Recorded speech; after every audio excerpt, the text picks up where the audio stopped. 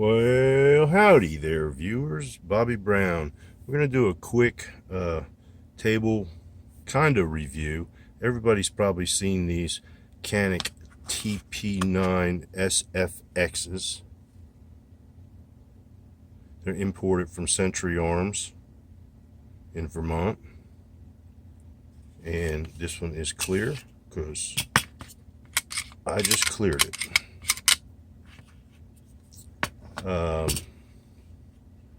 Well, just a quick lowdown. You know, it's pretty badass. It has the lightning holes in the slide to reduce the weight and also make it look very cool.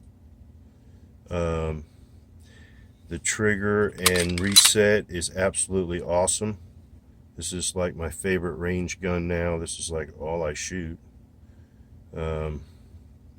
I don't know how many rounds I've got through it. I am keeping track. I'm going to guess somewhere around 300 or 400 of my reloads have been through it already. No issues. Seems to work great. Really happy with it so far.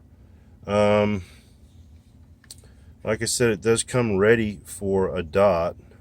This is the ADE. We're going to do a review on that too, so I won't reveal too much about it. It has a very large magazine release. It has a fiber optic front sight.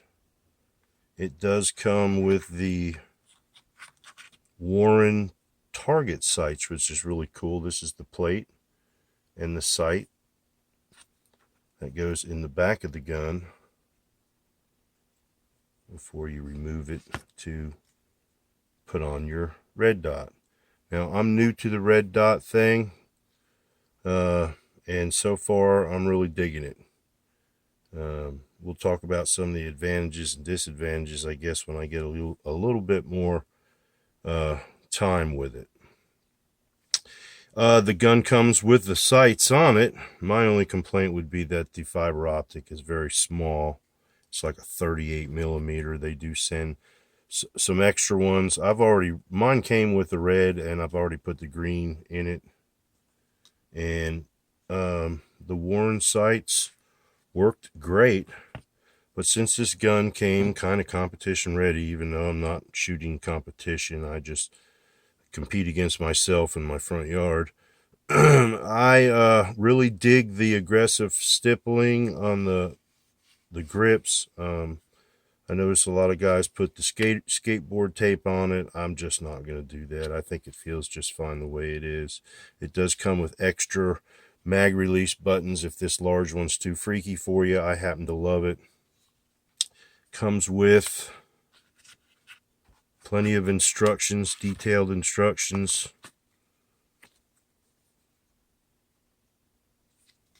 Century Arms, located in Fairfax, Vermont. Okay. Comes with your standard, which I guess it's not really standard, but it does come with a trigger lock mechanism. An extra back strap is right here. I'm not going to pull it out.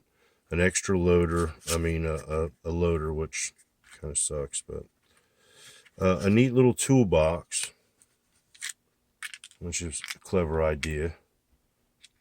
And it has extra smaller mag release buttons and some screws and Allen wrenches so that you can mount your plates. Now, it is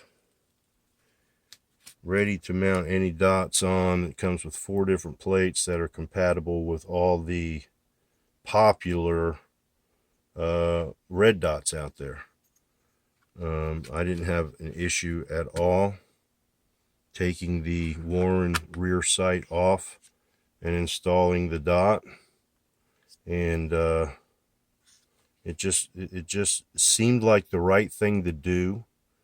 Since the gun came ready for a red dot, all you had to do was buy one. You can also purchase this with the dot on it.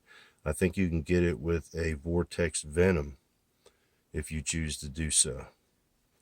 For the money, guys, I don't know. This is an incredible pistol. I'm not going to brag too much about it. It'll probably blow up on me, but so far, it has been super reliable, super accurate. The trigger pull and the reset is very respectable for an out-of-the-box gun.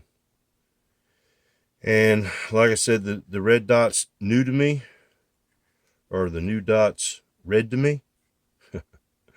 But I really am digging it, and I'm starting to get used to it. Maybe I'll put up some videos of me trying to hit something with it. So there it is. There's my latest acquisition. Thank you. And it's another purchase from Mayberry Sporting Goods in Mount Airy. I like to send a shout out to Greg down there in Mayberry, North Carolina. Great gun. Really excited. The only problem I seem to be having is these 18 plus 2 20 round mags. This baby gets hungry, and I just can't keep enough 9mm ammunition to feed it. You know, I'm still using the whack-a-mole loading Lee loader, and I'm going to show you the bottom of the gun as well. It is obviously equipped to accept something. I read on one of the forums that this is the wrong size or something. I don't know. I read a lot about it. I don't dig flashlights on my gun. I keep a flashlight in my pocket all the time. If I need it, it's there. I don't plan on putting anything here anyway. But anyway, you can see that it's also lightened down here. Two really cool holes. So in case you want to turn your gun upside down, look at it and see if it looks cool. It does. And cocking serrations in the front. I love the charging handle. That's optional, of course. It goes into the side of the plates. Once you install the plate, you have that option of putting the charging handle on. And it's kind of, I don't know, it looks like a piece of rebar sticking out of the side of the gun. It's maybe a little sharp on the edge there. That would be a complaint of mine. But a lot of guys don't run the charging handle at all, and I really do like it. So there you go. There's my Canik. I hope I gave a decent review on that, and we'll get out to the range and do some shooting with it real soon. It does come with 2 of these very good metal mags made by Metger. So great little package. Thanks for watching, everybody. Bobby Brown, Guns and Drums, and you can say Canik or Yannick.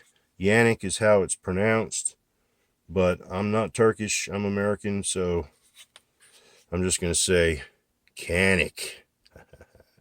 Thanks, everybody. Yeehaw.